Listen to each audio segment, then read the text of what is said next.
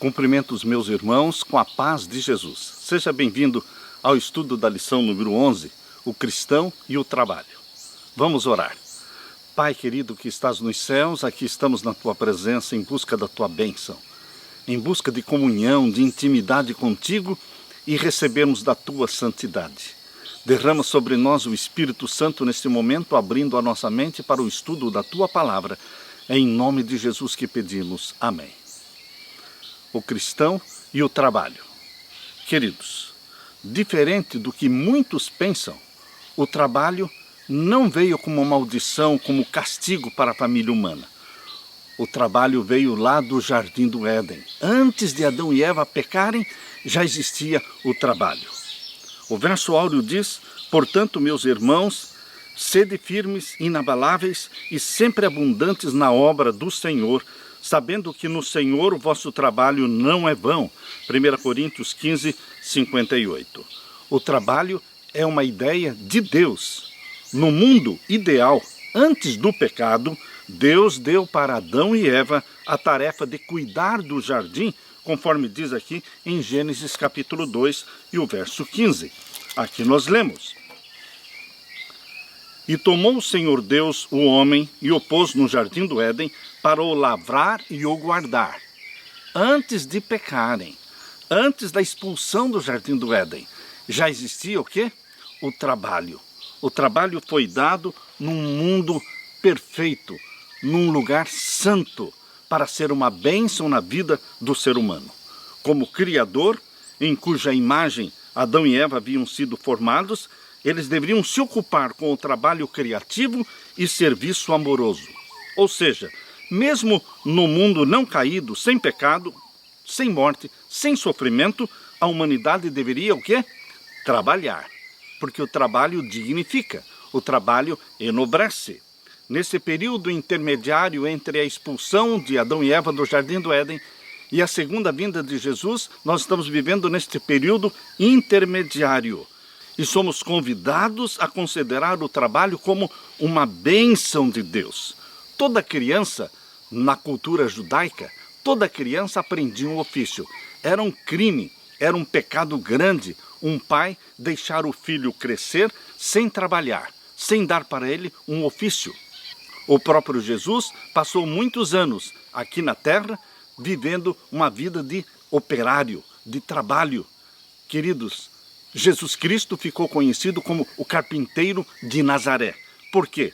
Ele aprendeu o trabalho de carpintaria, ele fabricava móveis com aquela perfeição, com aquela destreza e habilidade. Fazia parte da educação que o prepararia para o ministério adiante. O apóstolo Paulo realizou também a obra do Senhor da mesma forma. Mas enquanto Paulo pregava, ele também trabalhava com as suas mãos fabricando tendas. Nesta semana vamos examinar a questão do trabalho e a sua função na educação cristã. Na parte de domingo, os muitos aspectos do trabalho. Descobri que não há nada melhor para o homem do que ser feliz e praticar o bem enquanto vive. Descobri também que poder comer, beber e ser recompensado pelo seu trabalho é um presente de Deus. Eclesiastes 3, 12 e 13.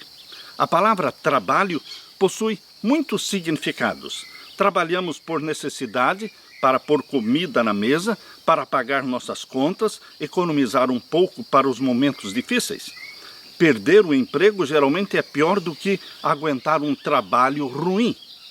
O trabalho pode dar à pessoa um senso de valor. Ele é uma forma comum de responder à pergunta: o que você faz? Ou o que você é? O que nós fazemos naquilo que trabalhamos diz muito daquilo que nós somos. A maioria dos aposentados continua trabalhando em período parcial, desde que eles sejam capazes, seja pela remuneração ou como voluntários.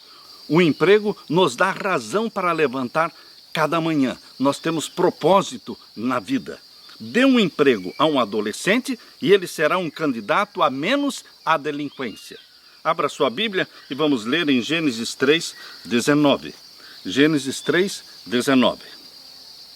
No suor do teu rosto comerás o teu pão, até que te tornes a terra, porque dela foste tomado, porquanto és pó, e em pó te tornarás. Queridos, aqui está falando do trabalho de Adão após o pecado, após a expulsão do Jardim do Éden. Mas não foi aqui que surgiu o trabalho. O trabalho surgiu em Gênesis 2,15, antes do pecado, para ser uma bênção na vida do homem e da mulher. O trabalho pode até dominar a vida, tornando-se o centro da sua existência, até mesmo a fonte abrangente da identidade pessoal. Longe do trabalho, essas pessoas se sentem deprimidas ou desorientadas, sem saber o que fazer ou para onde ir. Na aposentadoria, elas podem desmoronar física e psicologicamente e geralmente morrem prematuramente. Os cristãos precisam aprender a trabalhar da maneira que Deus deseja. O trabalho é mais que uma necessidade econômica. O homem é mais que um empregado. Compreendido da maneira correta, o trabalho de alguém pode ser uma possibilidade de ministério. Transforme o seu trabalho num ministério, servindo a Deus naquilo que você faz com as suas mãos. Você não precisa deixar de trabalhar para realizar o ministério de Deus na sua vida. Faça o ministério de Deus, seja como carpinteiro, como mecânico, como advogado, como médico, enfim, você pode exercer um ministério dentro da profissão que Deus o habilitou a praticar. Na parte de segunda-feira, o trabalho e educação. A vocação ou o trabalho tratam daquilo que fazemos na nossa vida. Abra sua Bíblia agora em Deuteronômio capítulo 16 e o verso 15. Aqui nós lemos: 7 dias celebrarás a festa do Senhor teu Deus, no lugar que o Senhor escolher, porque o Senhor teu Deus te há de abençoar em toda a tua colheita e em toda a obra das tuas mãos, pelo que te alegrarás certamente. A promessa de Deus é que Ele vai nos abençoar em todas as obras da nossa mão, em toda a colheita, em tudo quanto fizermos. Nós temos a bênção de Deus no trabalho. No tempo de Israel, no Antigo Testamento, existiam 7 festas. E o povo de Deus comparecia no templo pelo menos 3 vezes por ano. Na festa da Páscoa, incluindo os pães asmos, que eram 7 dias, e as primícias. Queridos, esta primeira sequência das festas, Páscoa, pães asmos e primícias, acontecia no primeiro mês do calendário judeu. 50 dias após as primícias, ocorria então a festa do Pentecostes, a festa dos 50 dias. E então, a próxima festa seria no 7º mês do calendário judeu, que seria a festa das trombetas no primeiro dia do 7º mês. E então vinha a 6ª festa, a festa da expiação, que era no dia 10 do 7º mês, e então o ano dos judeus terminava com uma festa de 7 dias chamada a Festa das Cabanas, a Festa da Colheita, que era do dia 15 até o dia 22 do 7º mês, o mês de Tisri.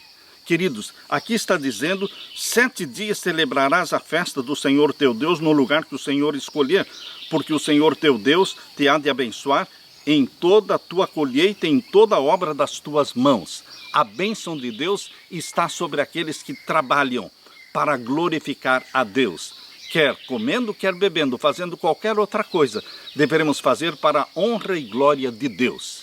Agora abra sua Bíblia em Eclesiastes capítulo 9 e o verso 10. Eclesiastes capítulo 9 e o verso 10. Aqui nos mostra que nós deveremos buscar excelência em tudo quanto fizermos. Excelência nas obras das nossas mãos. Eclesiastes capítulo 9, verso 10. Tudo quanto te vier a mão para fazer, faze-o conforme as tuas forças, porque na sepultura, para onde tu vais, não há obra, nem indústria, nem ciência, nem sabedoria alguma. Tudo quanto for dado para você fazer, tudo que você se empenhar, em tudo que você se empenhar fazer, você deve buscar excelência, diz aqui. Tudo quanto te vier a mão para fazer, faze-o conforme as tuas forças. Com toda a nossa energia, com toda a nossa habilidade, com toda a nossa atenção, nós devemos nos concentrar naquilo que estamos fazendo para fazermos o melhor, o mais perfeito possível, para glorificarmos a Deus nas obras das nossas mãos. Agora abra sua Bíblia em Provérbios capítulo 21 e o verso 25. Provérbios capítulo 21 e o verso 25. O desejo do preguiçoso o mata, porque as suas mãos recusam-se a trabalhar. Deus condena, a Bíblia condena o preguiçoso, a preguiça. A palavra de Deus diz no 4º mandamento, Êxodo capítulo 20, verso 8 a 11, lembra-te do dia do sábado para o santificar. 6 dias trabalharás e farás toda a tua obra, mas o 7º dia é o sábado do Senhor teu Deus. Deus nos ordena que trabalhemos 6 dias na semana. Deus condena o preguiçoso que não trabalha os 6 dias da semana. Queridos, muitas vezes as pessoas pensam em guardar o sábado, que está correto, segundo o mandamento da lei de Deus, é o 7º dia, é o santo sábado, mas o mandamento não é somente guardar o sábado, o mandamento fala também de trabalhar 6 dias. 6 dias trabalhando, ocupando a mente, porque a mente desocupada é a oficina do diabo. Agora abra sua Bíblia em Jeremias capítulo 1 e o verso 16. Jeremias capítulo 1 e o verso 16. Aqui nós lemos: E eu pronunciarei contra eles os meus juízos por causa de toda a sua malícia, pois me deixaram a mim e queimaram incenso a deuses estranhos e se encurvaram diante das obras das suas mãos. Deus condena colocar o trabalho como centro da sua vida. O centro da sua vida é Jesus. O trabalho não pode ocupar o lugar de Deus na sua vida. Você também não pode se curvar diante das obras das suas mãos, como muitos fazem. Muitos adoram ídolos feitos de pau, de madeira, de gesso, de pedra, de cobre, de ouro. Pessoas se ajoelham diante das obras das suas mãos. Deus quer que você adore a Deus unicamente. Por isso Deus já colocou na Bíblia, no 2º mandamento: não farás para ti imagem de escultura, não te encurvarás diante delas, adorarás somente ao Senhor teu Deus. Não adore as obras das tuas mãos, adore o Criador dos céus e da terra, o teu Criador. Deus nos deu a obra das nossas mãos para que pudéssemos encontrar satisfação e alegria.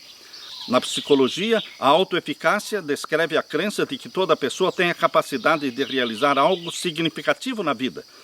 Não aumentamos nossa autoeficácia repetindo as palavras "eu acredito que posso", "eu acredito que posso". Não é assim. Não basta você ficar repetindo "eu acredito", "eu posso". Precisamos também fazer alguma coisa. Só então aumentamos a nossa autoeficácia. Embora a obra das nossas mãos seja uma bênção de Deus para nós e possibilite que vivamos de maneira significativa, o plano supremo de Deus é que a obra das nossas mãos abençoe os outros também. Paulo declarou que devemos trabalhar fazendo algo útil com nossas mãos, para que possamos ter algo a compartilhar com os outros. Efésios 4, 28. Ele certamente viveu através deste princípio. Através das obras das mãos de Paulo, não somente ele era sustentado, mas também ele ajudava aos outros. Ele não queria ser pesado a ninguém. Vós mesmos sabeis, disse Paulo, que estas mãos me serviram para o que me era necessário a mim e aos que estavam comigo. Tenho-vos mostrado em tudo que, trabalhando assim, é mister socorrer os necessitados e recordar as palavras do próprio Senhor Jesus. Mais bem-aventurado é dar do que receber. Atos 20, versos 34 e 35.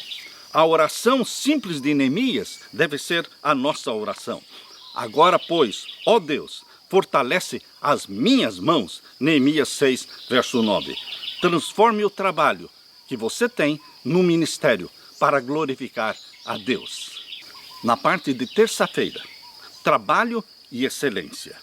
Em Êxodo capítulo 25 até o capítulo 30, nestes 5 capítulos de Êxodo, Deus está dando a instrução para Moisés de como construir o tabernáculo, como fabricar os móveis do tabernáculo, como construir a mesa com os pães da preposição, como construir o candelabro com 7 lâmpadas, como construir o altar de incenso, como construir a arca do concerto, que deveria ser revestida de ouro e ter os 10 mandamentos dentro dela. Deus, quando deu a ordem para Moisés construir o tabernáculo, deu também dons e talentos para outras pessoas, habilitando-as a fazerem todos aqueles móveis, ornamentando o tabernáculo. Por isso nós lemos aqui nestes 5 capítulos, de Êxodo 25 até o Êxodo capítulo 30, nós vemos aqui toda a orientação de Deus na construção da arca de madeira de cetim, na construção do propiciatório de ouro puro, também na construção da mesa de madeira de cetim, também na construção, na fabricação das cortinas do tabernáculo e também nas 2 tábuas do tabernáculo, o véu do tabernáculo, o altar dos holocaustos, o pátio do tabernáculo. Tudo isto aqui está detalhadamente explicado como fazer, dando as medidas exatas para que as pessoas fizessem exatamente como Deus pediu. Deus não aceita nada mais, nada menos do que Ele pediu. Deus é exato. Deus queria perfeição naquilo que estava sendo feito para construir o tabernáculo. Mas Deus também habilitou as pessoas com dons e talentos para realizar a obra. Da mesma forma hoje, meu querido irmão, Deus nos dá dons, talentos, habilidades. E Deus quer excelência naquilo que você e eu fazemos. Seja como um carpinteiro ou mecânico, ou advogado, ou seja como um pregador, um pastor, anunciando a palavra de Deus. Deveremos buscar o quê? Excelência e o batismo, a presença do Espírito Santo na nossa vida. Por isso nós lemos aqui em Êxodo, capítulo 36, e o verso 1.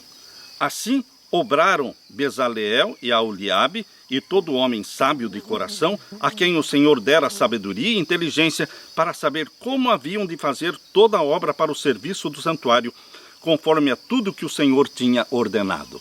Deus nos dá a ordem, mas Deus também nos dá o poder e habilidade para fazermos aquilo que Ele está pedindo. Quando Deus diz, lembra-te do dia do sábado para o santificar. 6 dias trabalharás, farás toda a tua obra, mas o 7º dia é o sábado do Senhor teu Deus, nele não farás nenhuma obra. Deus não somente nos manda guardar o sábado, mas Ele nos dá condições para guardar o sábado. Ele não somente dá a ordem, o mandamento, mas Ele nos dá o poder para cumprirmos e sermos obedientes a Ele. Tudo vem de Deus. Vem a ordem de fazer e vem o poder para realizar. Tudo vem de Deus e tudo deve ser feito para a honra e glória de Deus. Quer comamos, quer bebamos ou façamos outra coisa qualquer, façamos tudo para a honra e glória de Deus. Na parte de quarta-feira, trabalho e espiritualidade. Se vivemos no Espírito, andemos também no Espírito. Gálatas 5, 25. O trabalho e a espiritualidade são inseparáveis. Não tem como você falar, este é o meu trabalho, é a minha profissão, este é o meu ganha-pão e a minha religião é a parte. Não, queridos. A religião está no trabalho, o trabalho está na religião. São inseparáveis a espiritualidade e o trabalho. O cristianismo não é uma peça de roupa que pode ser vestida ou tirada quando mudamos de humor ou passamos por diferentes fases da vida. Em vez disso, o cristianismo cria um novo ser que se manifesta em todas as dimensões da vida, inclusive no trabalho. Abra sua Bíblia e vamos ler Gálatas capítulo 5, versos 22 a 26. Aqui nós lemos, Gálatas 5, 22 a 26. Mas o fruto do Espírito é caridade, ou seja, o amor, o gozo, a paz, a longanimidade, a benignidade, a bondade, a fé, a mansidão, a temperança. Contra estas coisas não há lei. E os que são de Cristo crucificaram a carne com as suas paixões e concupiscências. Se vivemos em espírito, andemos também em espírito. Você cristão, você foi gerado pelo Espírito Santo. Você nasceu da água e do Espírito. Você, assim como Jesus Cristo, fomos gerados pelo Espírito Santo. Vivemos no Espírito, andemos também no Espírito. Nossa vida deve ser de santificação, guiados pelo Espírito Santo. Não sejamos cobiçosos de vanglórias, irritando-nos uns aos outros, invejando-nos uns aos outros. Nossa vida deve ser de santidade, guiados pelo Espírito Santo. Todo aquele que é nascido do Espírito é guiado pelo Espírito Santo, assim como Jesus Cristo. A vida de Jesus Cristo como um operário responsável, um operário que fazia o melhor com esmero as obras das suas mãos, As mesas, as cadeiras, os móveis que ele fazia, ele colocava ali o melhor que ele podia, a perfeição. Ele é exemplo para você, não somente na comunhão com Deus, não somente na obediência aos mandamentos, mas Jesus é o exemplo para jovens, crianças e adultos, como operário, como trabalhador, um habilidoso artesão que exercia uma profissão para sustento próprio e para sustento da sua mamãe Maria, que ficou viúva. José morreu e a carpintaria ficou para que Jesus Cristo tocasse para frente a carpintaria. E ele sustentava a si mesmo e a sua mãe também com o trabalho de carpinteiro. Foi por isso que ele ficou conhecido como carpinteiro de Nazaré. Não porque o pai tinha uma carpintaria, mas sim porque ele era um carpinteiro, um operário comum, um operário eficiente, que era guiado pelo Espírito Santo. Na parte de quinta-feira, trabalho e mordomia. Queridos, a mordomia envolve os 4 aspectos da nossa vida. O tempo, nós temos 7 dias de 24 horas por semana. O templo, que é o nosso corpo é o templo do Espírito Santo. Também os nossos talentos, todos nós temos talentos e habilidades doados por Deus. E também o tesouro, o dinheiro, o bem material que Deus coloca na sua mão. E nós somos responsáveis diante de Deus nestas 4 áreas da mordomia cristã.